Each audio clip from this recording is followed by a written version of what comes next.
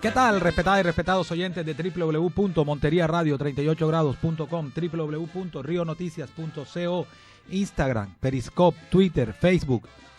Soy Toño Sánchez Jr., aquí se inicia Periodismo Actual, programa de análisis, opinión e interpretación. A todas las personas que nos regalan estos minutos, gracias, gracias, y jamás nos vamos a cansar de decirle gracias.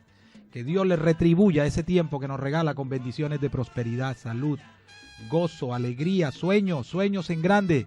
Usted no le complica la vida a Dios cuando sueña en grande, nos las complicamos nosotros con lo que estemos pensando. Y al pasado, no se le olvide hacerle un bello funeral. Y punto. Y cada día es nueva la unción de Dios para nosotros. Cada día es una oportunidad para cambiar, para ser mejores personas, para rectificar. Y cada día trae su afán. Les recuerdo que hoy es martes 5 de septiembre del año 2017 y el IDEAM pronostica para hoy en Monterías cielo mayormente nublado, temperatura máxima de 33 grados centígrados, temperatura mínima de 24. Hay probabilidad de un 40% de lluvias de variada intensidad y en diferentes sectores de la ciudad. Y hoy, hace 24 años, ¿dónde estaba usted? ¿Qué hacía? Porque hace 24 años Colombia le ganó 5-0 a Argentina. Hoy se enfrenta a Brasil. Y de esas cosas tengo ese sentir que hoy de pronto Colombia por fin le va a ganar a Brasil. De pronto dirán ustedes, no, estás pensando con el deseo. Claro que estoy pensando con el deseo, con sueños, y los sueños no son eso. Hay que soñar, y si no se le ganó, no importa, se sigue soñando otra vez, las esperanzas vuelven a renacer. Y hay que ganarles con los grandes. Ese cuento de ganarle a Brasil, no, porque vino con la banca, entonces el triunfo queda con un sabor amargo. Así como Colombia cuando ganó la Copa América, no, es que la ganó porque no vinieron todos, y es verdad, quedó ese sin sabor, así es la palabra, sin sabor. Entonces no necesitamos quedar con ningún sin sabor, hay que ganarle con todos sus caballos allí en la cancha para que el triunfo sea memorable. Esperemos que estos jóvenes, que son los únicos que le dan alegría a este país, los deportistas, incluidos los de deporte individual, porque así está demostrado. Miren ustedes todos esos ciclistas por las mañanas en estas diferentes vueltas internacionales, cómo paralizan parte de la ciudad, de ciudades, de Colombia entera, viendo a estos deportistas. Y que son colombianos, y que de verdad son los únicos que nos regalan alegría. Que no se vayan a meter ahora políticos, porque para eso no sirven.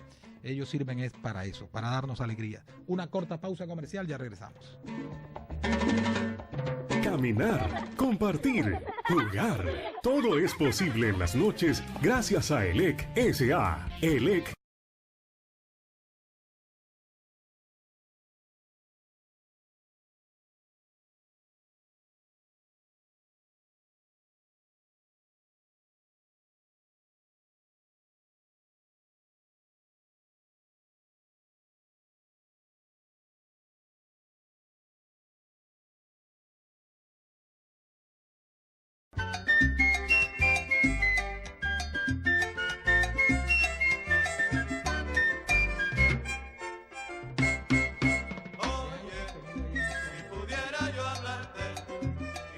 A las 6:36 de la mañana en www.monteriaradio38grados, www.rionoticias.co, Instagram, Periscope, Facebook. Damos inicio a nuestros comentarios de hoy martes 5 de septiembre del año 2017. Y una acotación al primer comentario que a veces uno es loco, sí, bueno, pero como ese disco que tenemos en el fondo aquí de la charanga casino, cada loco con su tema. No me importa que critiquen, cada loco con su tema.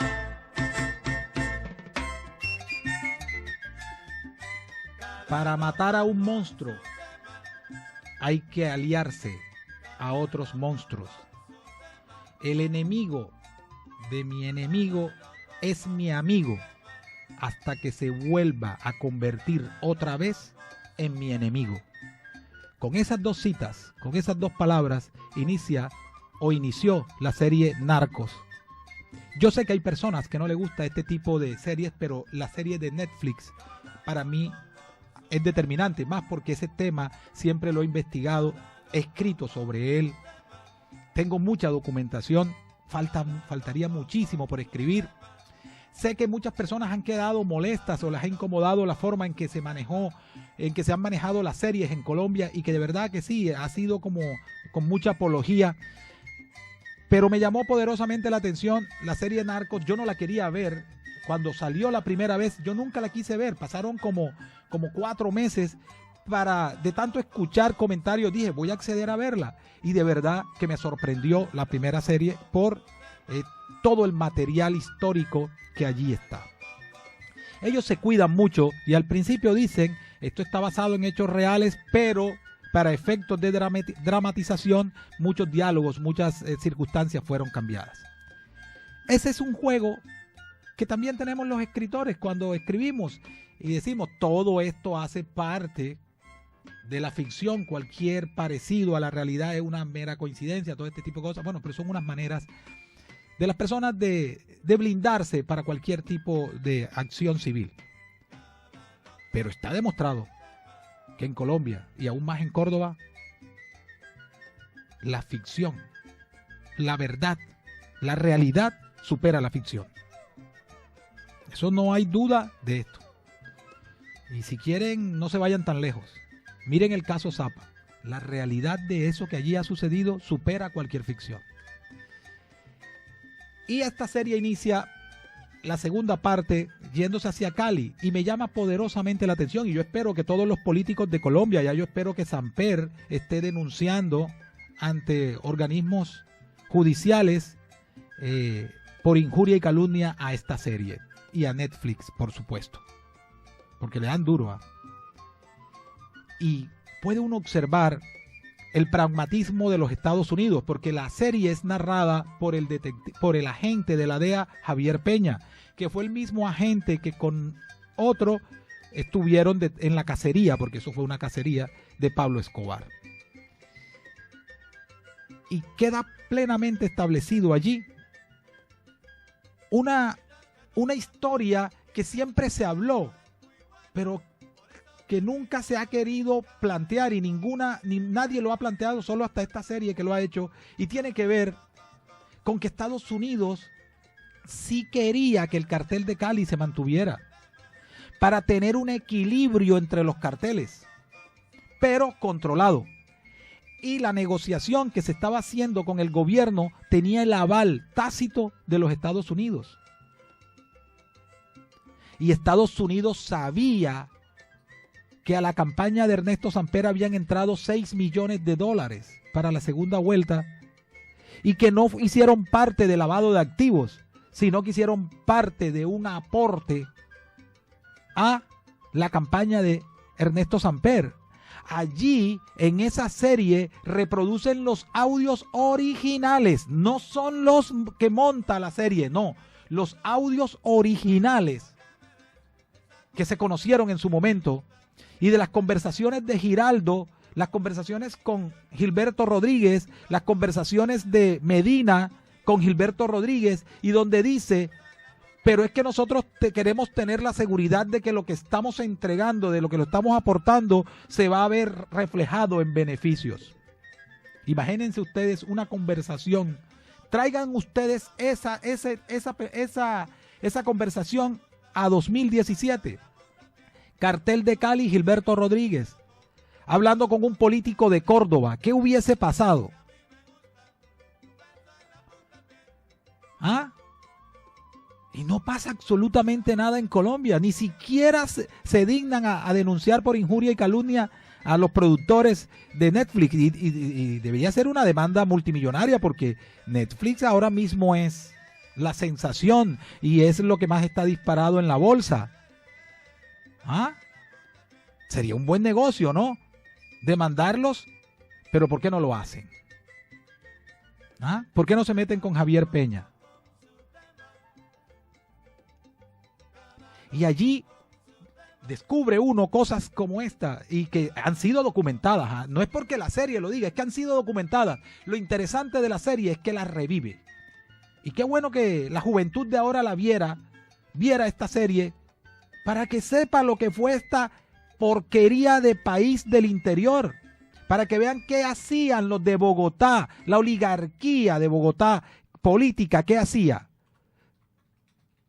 recibir 6 millones de dólares del narcotráfico. Por eso estamos como estamos. Por eso tenemos esa cultura mafiosa. Por eso tenemos esa cultura de la ilegalidad. Y vienen y se la quieren endilgar a las regiones. Hay aparte de la serie, y no quiero tirarme la serie, pero de todas maneras hay que verla, de todo esto se sabe, donde en su momento se dijo, cuando estaba tambaleando Samper, que se iba a caer Ernesto Samper, llegó un momento en que se dijo, no, es que los gringos no quieren que Samper se caigan, los gringos quieren que Samper obedezca.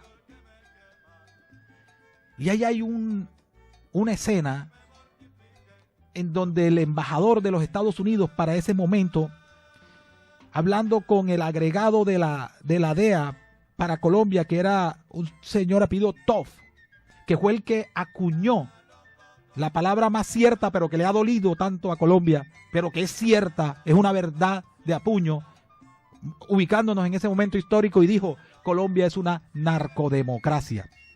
¿Y por qué Toff sale a decir que Colombia es una narcodemocracia? Para acordarnos, para irnos tiempo atrás. Porque la embajada de los Estados Unidos no quería que se publicaran las conversaciones de Gilberto Rodríguez con Medina ni con Giraldo. Y no quería que se supiera que los 6 millones de dólares entraron a la campaña. ¿Por qué? Por el pragmatismo gringo. Y era que el embajador decía, pero es que Ernesto Samper es nuestro aliado y el Departamento de Justicia de los Estados Unidos de América no va a tumbar a un presidente aliado. Sería un mal mensaje para los demás. Miren ustedes eso. O sea, preferían tener un presidente elegido con dinero del narcotráfico, pero que obedeciera. Y eso lo aprendieron los cachacos. Eso lo aprendieron en Bogotá. Aprendieron a cómo es que se manejan los gringos. Y prueba de eso es que Samper obedece. Ubiquémonos hacia atrás. 1991, en un mes de junio de la plena constituyente, tumban la extradición. Hay varias personas que están con unos maletines Samsonite repartiendo millones de dólares ahí a todos los de estos miembros. Y eso está documentado. O sea que esa constitución es fruto del árbol envenenado. ¿Ya? ¿Y qué pasó? ¿Qué sucedió? Que tumban la extradición y enseguida Pablo Escobar, ese mismo día que la tumban en la mañana, se entrega por la tarde, para que ustedes vean si estaban obedeciendo o no estaban obedeciendo. ¿Qué pasa con Pablo Escobar? Que tenga ahí en la línea un momento, ya vamos a terminar. ¿Qué pasa con Pablo Escobar? Pablo Escobar compra la no extradición. También caza ese billete el cartel de Cali. O sea, eran enemigos, pero se hicieron socios porque los perjudicaba una sola cosa, que era la extradición, que en sí se convirtió en su momento, en la verdadera herramienta contra el narcotráfico. Entonces, hay una guerra contra las drogas, pero una guerra falsa, hipócrita. ¿Ya? Las drogas se han convertido eso en un negocio de estrategia política y se convirtió en eso en Colombia. Y Ernesto Samper, ¿qué hizo después? Vino y obedeció. En un acto legislativo volvieron a revivir la extradición. Y recuerden ustedes que la gran discusión era desde cuándo se empezaba y desde cuándo empezaba otra vez la extradición. ¿Por qué? Porque los Rodríguez se querían ver beneficiados de eso para que hacia atrás no los pudieran juzgar por lo que habían hecho, sino hacia adelante. Entonces se habla desde que 1997 hacia adelante. Y es ahí donde viene ese tira que afloje con los Rodríguez. ¿Por qué? Porque Ernesto Samper sabía que estaba en deuda con ellos. Todo esto se lo narro y se los cuento porque está documentado. Y porque me ha encantado que la serie esa lo haya revivido. Para que ustedes vean lo hipócrita, lo cínico, lo sinvergüenza que son esa gente del interior. Y que allí, ¿saben quién pagó por el proceso 8.000? Unos 6, 7 chivos expiatorios y ya. Y después llegó un fiscal, el famoso fiscal al cual Fernando Londoño se refiere a él como diciendo el fiscal que llevó una cama. Y vino y paró el proceso 8.000. Y recogió todos los cheques. y se quedó con los cheques, y cada vez, y hizo lo mismo que hizo cierto general, que se quedó con muchos cheques, y cada vez que alguien se metía con ese general, cogía el fax, colocaba uno de los cheques y le dice, ¿quieres que salga esto mañana en El Tiempo? Y eso no es ser bandido, eso no es extorsión. Entonces, ¿qué le reclaman a la provincia? Era un comentario sobre esta serie que quería plantearles. No es lo mismo que usted está viendo y que ha visto en estas vainas apologísticas, estos canales cachacos. No, eso no. Esto es una cosa muy diferente y con mucho material histórico y aprovechándose. Y si ustedes se dan cuenta de Hollywood, los últimos 4 o 3 años en Hollywood, todas las películas vienen basadas ¿en qué? En hechos reales. Ya es un juego con la historia que está dando muy buenos resultados y que lo estamos viendo ahora mismo en todos estos canales como Netflix y todo esto. Y no lo olviden, para matar a un monstruo muchas veces hay que aliarse con monstruos, y el enemigo de mi enemigo es mi amigo hasta cuando vuelva otra vez a ser mi enemigo. A las 6:48 de la mañana tengo el gusto de presentarle a Fabio Arjona, que nos va a hablar sobre esta gran discusión que hay sobre la Ciénaga Grande de Lorica, en donde quieren meterle una carretera. ¿Por qué? Porque le dio la gana a la concesión y ellos dijeron, no, es que así es que vamos a hacer el trazado. Y todo el mundo pregunta, ¿y por qué no hacen un viaducto? No, porque es que no tenemos dinero. Ah, es que pensaron que todo en Córdoba eran montunos, que se iban a dejar meter esa vía. Bueno, lo que ellos nunca se esperaron es que la región de Córdoba está dividida en sus regiones, pero esa región de Córdoba, de Lorica, de San Antero, está reconocida a nivel nacional e internacional como de las regiones que más son respetuosos del medio ambiente y que tratan de conservar el medio ambiente. Fabio Arjona, buenos días, gracias por haber aceptado esta invitación, y usted nos puede ilustrar sobre qué resumen hacer de ese panel que hubo ayer sobre la Ciénaga Grande de Lorica y esta vía. Buenos días, Toño, y buenos días a todos los oyentes. Básicamente se trató de una invitación de la Corporación Autónoma Regional que había emitido un concepto sobre una solicitud de sustracción que hizo el concesionario para la vía, cuya licencia había sido tramitada en la Autoridad Ambiental Nacional de Licencias, en la ANLA. Básicamente, lo primero que aquí tenemos unos problemas estructurales del sector. Lo primero es que hay que reconocer que yo considero, como decía ayer, que los 3 grandes enemigos de la conservación son: el primero es la pobreza, el segundo es el desconocimiento o la ignorancia, tomar decisiones sin información. Este es parte de un caso de eso. Y la tercera es a veces que se exageran, hay una moda de histeria ambiental, que no se puede hacer nada. No, yo pienso que el desarrollo sostenible es un tema de equilibrio. Pero específicamente en este caso, esto obedece a un problema que se está presentando en todo el país, no solamente acá, con respecto a los tiempos en que se hacen este nuevo moderno esquema de concesiones 4G, que no ha evolucionado en muchas cosas. Por ejemplo, el gobierno nacional o la Agencia Nacional de Infraestructura decide licitar un corredor. Entonces, licitan el corredor y se lo adjudican a un concesionario, luego de estudios de banca de inversión, de ingeniería, etcétera, etcétera. Y le dicen al concesionario, vaya y saque la licencia. Entonces hay un problema enorme de origen en la licencia ambiental. Resulta que el 80 o el 90% de las condiciones para un licenciamiento obedece al trazado. Entonces, si ya tú estableciste un corredor, prácticamente un trazado, básicamente lo que estás haciendo es una autopsia. Si los temas ambientales son inherentes a la definición del trazado, ahí pasas a hacer un diagnóstico. Entonces, es exactamente la diferencia entre una autopsia y un diagnóstico. Y este es el caso que se nos presenta acá. En este caso, la autoridad ambiental corresponde al último vagón del tren, donde ya después de una decisión, donde no hubo consulta en su momento a la región, le piden una solicitud de sustracción porque la Ciénaga Grande de Lorica corresponde a un DMRI, un Distrito Regional de Manejo Integrado, que es una de las formas de áreas protegidas que hay en el país, el cual fue declarado por la corporación y su junta directiva.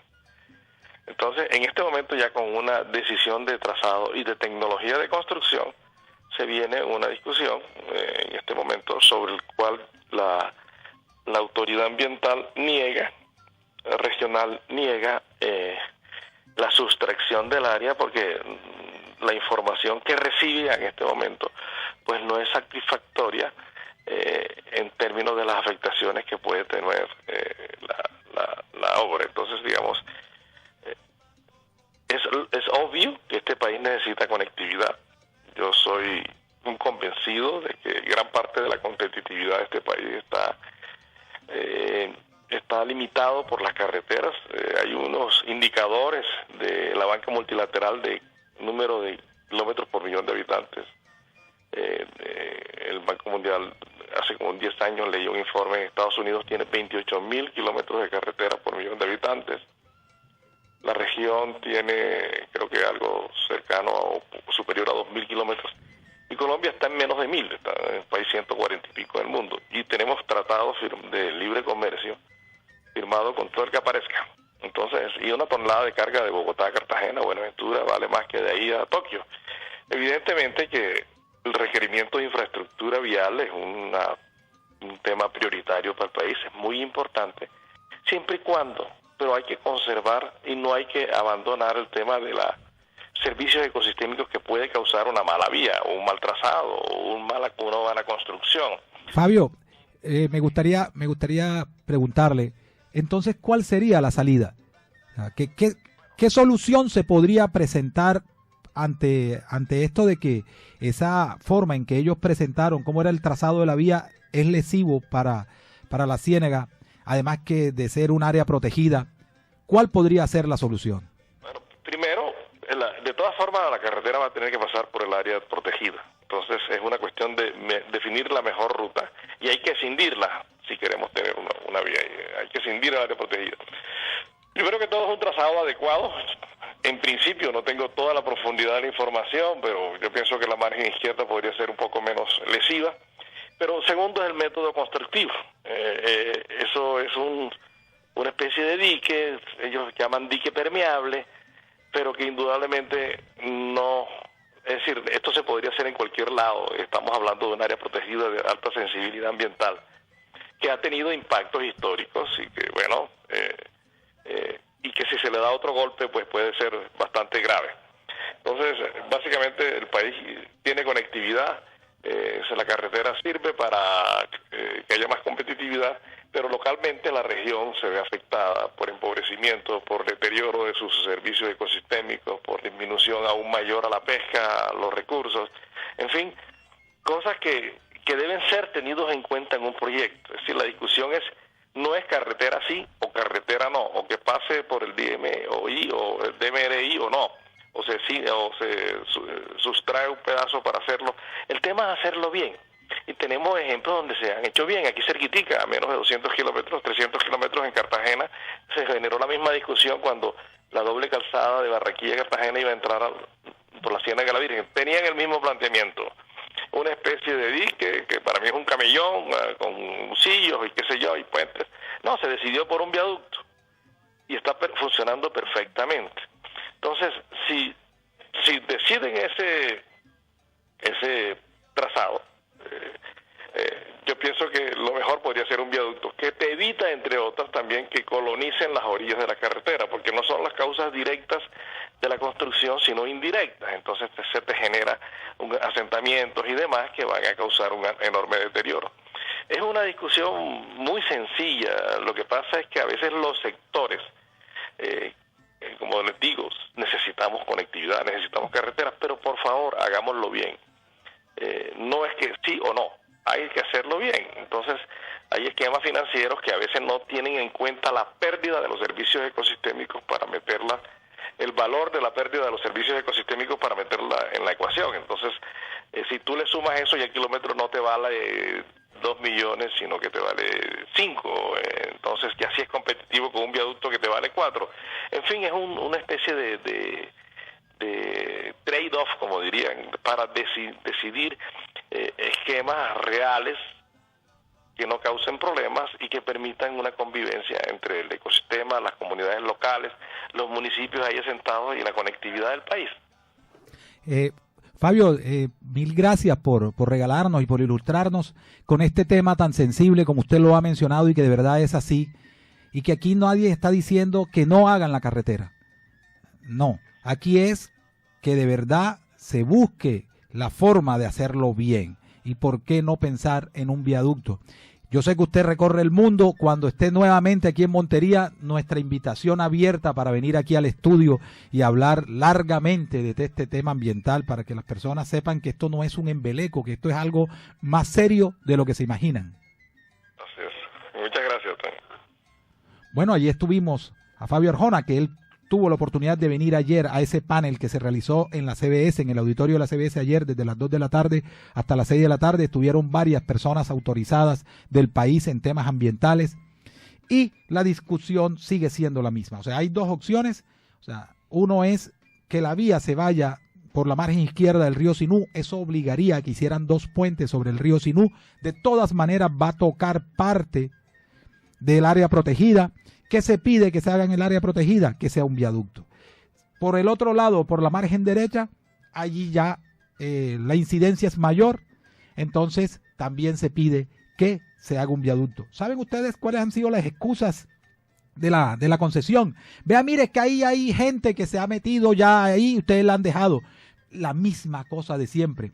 Como se lo robó aquel, como se lo robó el otro, como se lo robó fulano, como se lo robó Perendejo, entonces ahora me lo tengo que robar yo. Esa es, ¿verdad? ¿Y de dónde viene esa concesión? De Bogotá. ¿De dónde más? Y como ahora es un misterio saber quiénes integran las concesiones, porque no aparecen en cámaras de comercio, sino en la DIAN, y cuando usted va a la DIAN, eso es un misterio. ¿Para qué? Para que no se sepan que esos poderosos, que son los mismos que patrocinan los políticos en Bogotá y en todo el país, son los mismos dueños de las concesiones. Eso es lo que se llama yo con yo, pero eso no es corrupción, ¿ya? Eso es ser un emprendedor. Hemos llegado al final de nuestro programa. Mil gracias por haber estado con nosotros. Discúlpenos la extensión y que Dios los siga bendiciendo y que esperemos que Colombia hoy de una vez por todas acabe con ese, ¿cómo decirlo? Con ese karma que ha venido teniendo Brasil con Colombia. Mil gracias. Bendiciones.